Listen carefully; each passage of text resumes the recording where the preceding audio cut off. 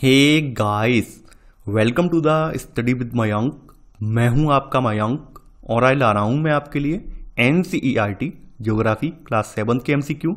आज इसी क्रम में यहां पर आपका चैप्टर नंबर 7 है। यहां पर हम मानवीय पर्यावरण, जिसमें आपकी बस्तियां, परिवहन और संचार के साधन आते हैं, इनसे संबंधित प्रश्नों को देखेंगे। तो चलिए स्टार्ट करते हैं आज का वीडियो। देखते हैं मैं क्या क्या डिस्कस करना है यहाँ पर। आज का पहला प्रश्न है, नीचे दिए गए कथन एवं कारणों पर विचार कीजिए। यहाँ पर आपको बताना है कथन और कारण सही है या नहीं। कथन में कहा गया है बस्तियों का विकास नदी घाटियों के निकट हुआ। कारण, नदी घाटियों के निकट पर्याप्त मात्रा में जल उपलब्ध था एवं भूमि उपजाऊ थी। देखिए, अगर हम बात करें मनुष्य की बसावट की, तो प्रारंभिक मनुष्य जो था वो वृक्षों या गुफाओं में निवास करता था। उसने जैसे ही फसल उगाना आरंभ कर दिया, वैसे ही उसके लिए एक जगह स्थायी घर बनाना आवश्यक हो गया। तो ऐसे करके आप ये देखेंगे, प्राचीन समय में इतनी आधुनिक टेक्नोलॉजी तो थी नहीं जिस तरह से आज होती है। आज आप देखते होंगे पाइपलाइन के थ्रू हम पानी पहुंचा सकते हैं।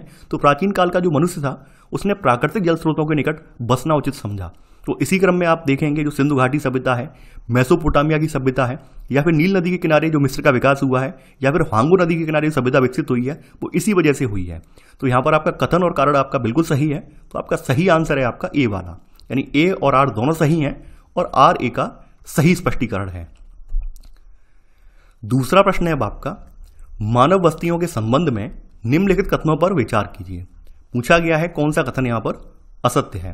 पहला है, वे स्थान जहां भवन अथवा बस्तियां विकसित होती हैं उसे बसाव स्थान कहते हैं। सेकंड, घने जंगलों, गर्म एवं ठंडे रेगिस्तानों तथा पर्वतों के निवासी अक्सर स्थायी बस्तियों में रहते हैं। देखिए, बात करें तो वो स्थान जहां पर भवन होते हैं या फिर बस्तियां विकसित होती हैं उसे बसाव स्थान कहते हैं। तो यहां पर पहला वाला कथन बिल्कुल सही है। अगर हम बात करें यहां पर बस्तियों की, तो बस्तियां दो तरह की होती हैं, एक स्थायी प्रवृत्ति की होती हैं और दूसरी जो होती हैं टेम्परेरी होती हैं, अस्थायी होती हैं। स्थायी वाली आप जानते हैं, जैसे जो पक्के घर बने होते हैं नगरों में, वो स्थायी बस्तियां बोली जाती हैं। अस्थायी बस्तियां कहां पाई जाती हैं? अस्थायी बस्तियां खास करके आप देखेंगे घने जंगलों में, गर्म या ठंडे रेगिस्तानों में, या पर्वतों के निवासी जो होते हैं, ये स्थायी बस्तियां नहीं बनाते हैं, बल्कि कैसी बस्तियां बनाते हैं? ये अस्थायी बस्तियों का निर्माण करते हैं और या फिर सीजन के हिसाब से अपनी बस्तियों को चेंज करते रहते हैं। यानी कि ये जो निवासी हैं, ये आखेट, संग्रहण या फिर स्थानांतरी के लिए एक स्थान से दूसरे स्थान पर ये जाते रहते हैं। तो यहां पर आपका सेकंड वाला ऑप्शन जो है गलत हो जाएगा। क्योंकि यहां पर पूछा गया है कौन सा कथन असत्य है, केवल सेकंड वाला कथन असत्य है। तो आंसर है सेकंड का बी। तीसरा प्रश्न है अब आपका, आदर्श बसाव स्थान के चयन के लिए कौन कौन सी प्राकृतिक दशाएं महत्वपूर्ण हैं? अनुकूल जलवायु, जल की उपलब्धता, उपयुक्त भूमि, उपजाऊ मिट्टी। देखिए, आदर्श बसाव स्थान के लिए ये सारे जो पैरामीटर्स हैं, ये कोई मनुष्य देखता है और इन्हीं के अकॉर्डिंग जो है अपने बसावट का चयन करता है कि हमें यहाँ पे बसना चाहिए या नहीं बसना चाहिए। तो पहली बात तो अनुकूल जलवायु होनी चाहिए, यानी जलवायु ऐसी ना हो कि विषम परिस्थितियां हो। इसके अलावा जल भी उपलब्ध होना चाहिए, वहाँ की भूमि जो है उपयुक्त होनी चाहिए। इसके अलावा वहाँ पर उपजाऊ मिट्टी हो ताकि वो अपनी खेती बाड़ी भी कर सके। तो यहाँ पर आपके सभी जो है ये आदर्श दशाएं होनी चाहिए। तो आंसर है आपका यहाँ पर तीसरे का डी, उपरोक्त सभी। चौथा प्रश्न है अब आपका, प्रकीर्ण प्रकार की बस्तियां किन क्षेत्रों में पाई जाती हैं? यानी यहां पर पूछा गया है कि जो प्रकीर्ण बस्तियां हैं वो कहां पाई जाती हैं?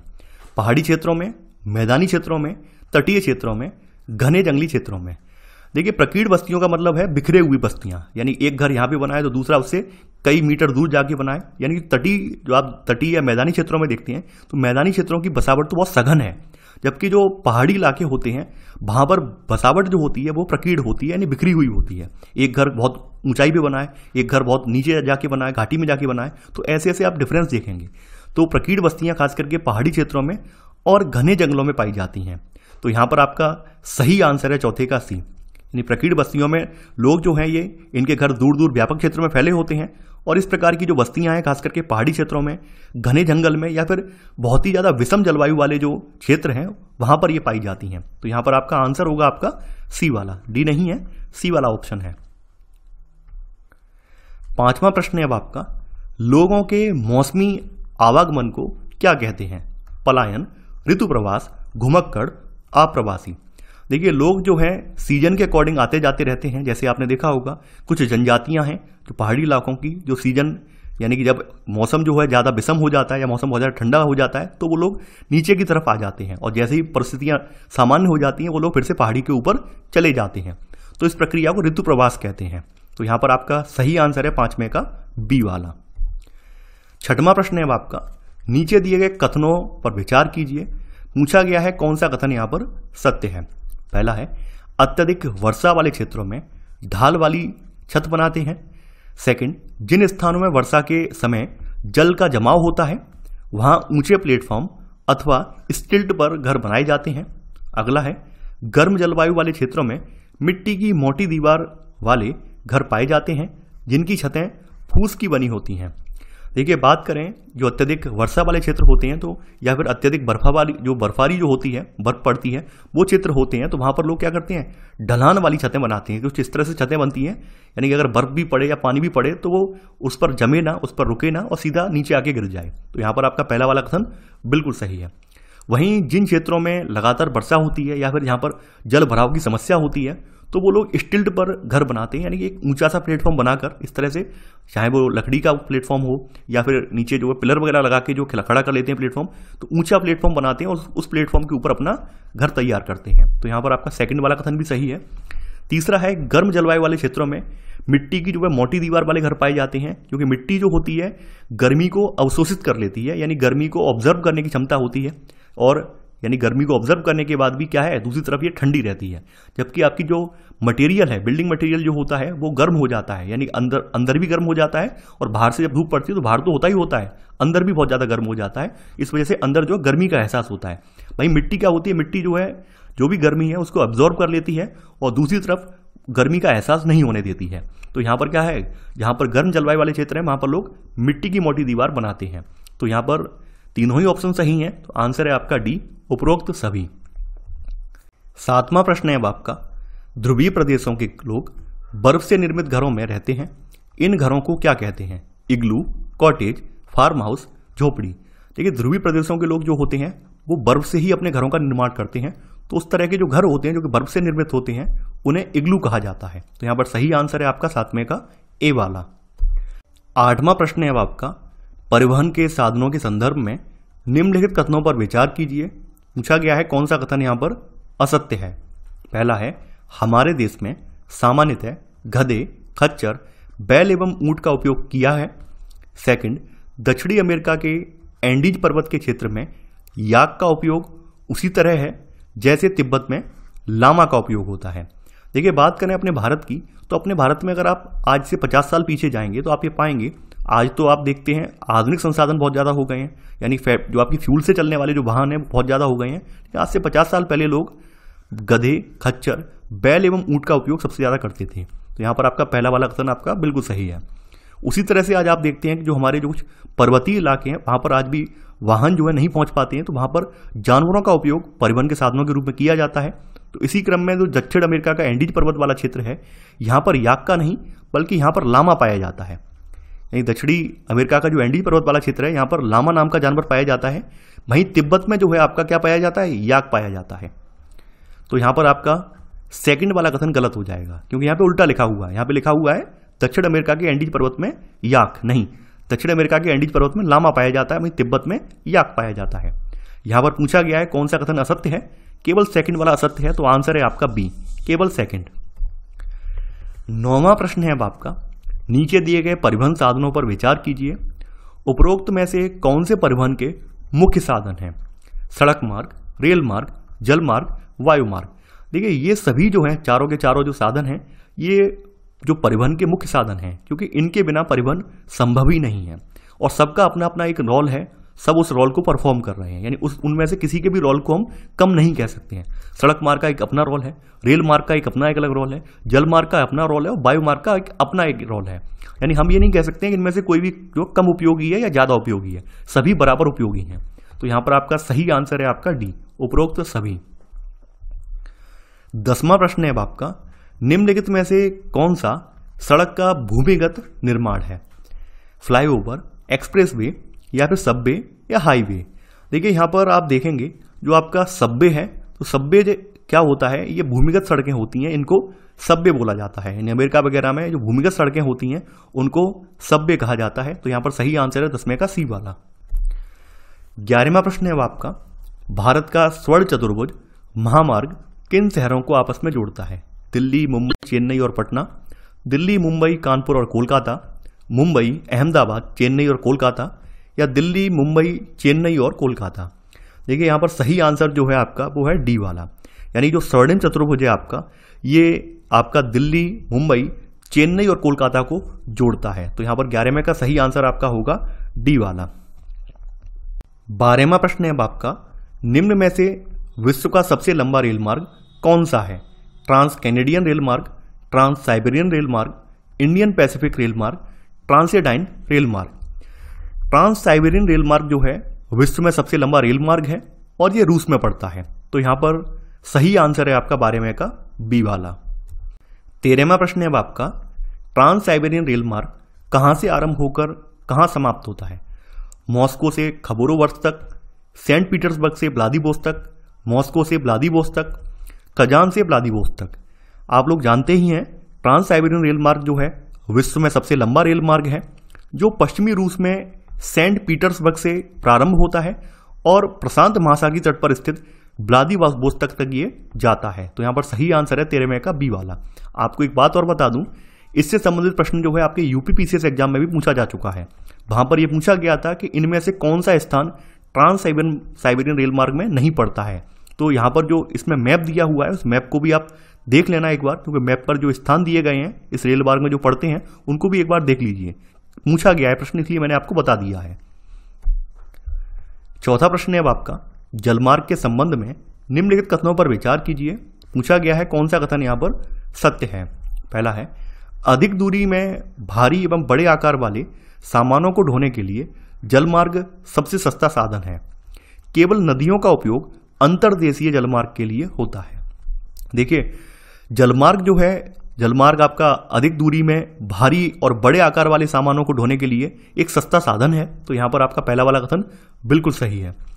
जलमार्ग आपके दो तरह के होते हैं, एक तो अंतर्देशीय जलमार्ग होता है और दूसरा आपका समुद्री मार्ग होता है, यानी समुद्र के जरिए जो जहाज वगैरह जाते हैं उसको समुद्री मार्ग कहते हैं। तो ये दो तरह के हैं, अंतर्देशीय और समुद्री मार्ग। अंतर्देशीय मार्ग वो होते हैं जो कि आपके नदियों में, झीलों में या नहरों में जिनमें जहाज चलते हैं, वो अंतर्देशीय जलमार्ग बोले जाते हैं। यहां पर केवल शब्द लगा हुआ है, और केवल शब्द क्या करता है? केवल शब्द का मतलब यही होता है कि वो नदियों पर जोर दे रहा है और किसी पर जोर नहीं दे रहा है। तो केवल नदियों का उपयोग नहीं होता है, नदियों का होता है, झील का होता है, इसके अलावा कुछ नहरें हैं, नहरों का उपयोग भी होता है। तो यहां पर आपका सेकंड वाला कथन असत्य हो जाएगा। अगर भारत के जो अंतर्देशीय जलमार्गों की बात करें तो गंगा ब्रह्मपुत्र नदी पर स्थित है जलमार्ग है आपका। इसके अलावा जो झीलों पर जलमार्ग की बात करें तो उत्तरी अमेरिका में जो ग्रेट लेक्स हैं उनका उपयोग किया जाता है अंतर्देशीय जलमार्ग के रूप में। तो यहां पर आपका सही कथन जो है आपका ये है ए, यानी केवल एक। 15वां प्रश्न है अब आपका, महत्वपूर्ण पत्तनों एवं और उनकी अवस्थिति के संबंध में सूची 1 को सूची 2 से सुमिलित कीजिए। सूची 1 में एक तरफ यहाँ पे पत्तन बताए गए हैं और सूची 2 में कहां पर पड़ते हैं ये आपको बताना है। सिंगापुर और मुंबई, देखिए ये एशिया के पत्तन हैं, यानी यहां पर आपका ए का आ जाएगा चौथा वाला। इसके बाद आपका आ जाता है न्यूयॉर्क और लॉस एंजल्स, ये आपके उत्तरी अमेरिका के पत्तन हैं। इसके बाद आपका अगला है यहां पर रियो डी जेनेरियो, ये आपका दक्षिणी अमेरिका का पत्तन है, यानी ब्राजील में पड़ता है ये। उसके बाद आपका अगला वाला है आपका डरबन और केप टाउन, ये आपके अफ्रीका में पड़ते हैं। तो आपका यहां पर सही आंसर है यहां पर आपका 15वें का बी, यानी कि ए का चौथा, बी का तीसरा, सी का पहला और डी का दूसरा। तो यहां पर आपका सही आंसर है आपका बी वाला, 15 का बी। 16वां प्रश्न है अब आपका, निम्न में से यातायात का वह कौन सा साधन है जो सर्वाधिक दुर्गम एवं दुरूह स्थानों तक भी पहुंच सकता है? सड़क मार्ग, रेल मार्ग, वायु मार्ग, जल मार्ग। देखिए आप लोग जानते हैं वायु मार्ग के जरिए हम लोग कठिन से कठिन जो रास्ते हैं, कठिन से कठिन दुर्गम स्थान हैं, उन स्थानों पर भी पहुंच सकते हैं। खास करके आपने देखा होगा कि हेलीकॉप्टर अगम्य स्थानों के या फिर संकटकालीन परिस्थितियों में निपटने के लिए हेलीकॉप्टर का इस्तेमाल किया जाता है, वायु मार्ग का सहारा लिया जाता है। तो यहां पर आपका सही आंसर है 16वें का सी वाला वायु मार्ग।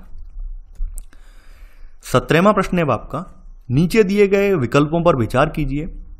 उपयुक्त में से जनसंचार के साधन कौन से हैं? समाचार पत्र, रेडियो, टेलीविजन, इंटरनेट। संचार के क्षेत्र में आपने देखा है कि लगातार विकास हो रहा है और विश्व में सूचना क्रांति भी आई है। तो यहां पर आपके जो समाचार पत्र हैं, रेडियो, टेलीविजन, इनके द्वारा हम बड़ी संख्या में लोगों तक ये संचार स्थापित कर पाते हैं। तो इस वजह से इनको जनसंचार के साधन भी बोला जाता है। अभी हाल में ही इनमें एक साधन और जुड़ गया है, वो है इंटरनेट। आप लोग जानते हैं इंटरनेट के भी यूजर दिनों दिन बढ़ते जा रहे हैं, तो इंटरनेट भी अब जनसंचार साधनों में शामिल है। तो यहाँ पर ये सभी जो है आपके जनसंचार के साधन ही हैं। तो यहाँ पर आपका सही आंसर है 17वें का डी। 18वां प्रश्न है आपका, जनसंचार के साधनों की विशेषताओं के संदर्भ में निम्नलिखित कथनों में से कौन सा सही नहीं है, ये आपको बताना है। पहला है, कम दूरी यातायात के सबसे अधिक उपयोग किए जाने वाले मार्ग सड़क हैं। सेकंड, रेल मार्ग के द्वारा तीव्रता से एवं सर्वाधिक खर्च में लोगों का आवागमन एवं भारी सामान को ढोने का कार्य होता है। अगला है, अधिक दूरी में भारी एवं बड़े आकार वाले सामानों को ढोने के लिए जल मार्ग सबसे सस्ता साधन होता है। अगला है, ईंधन की लागत अधिक होने के कारण वायु यातायात सर्वाधिक महंगा साधन है। तो जैसा कि हम लोग जानते हैं, कम दूरी यातायात के लिए हम लोग सड़कों का इस्तेमाल करते हैं। तो यहाँ पे पहला वाला कथन बिल्कुल सही है। रेल मार्ग का उपयोग जो होता है देश में एक स्थान से दूसरे स्थान पर जाने के लिए या फिर अपना सामान तीव्र गति से पहुंचाने के लिए इसका इस्तेमाल होता है।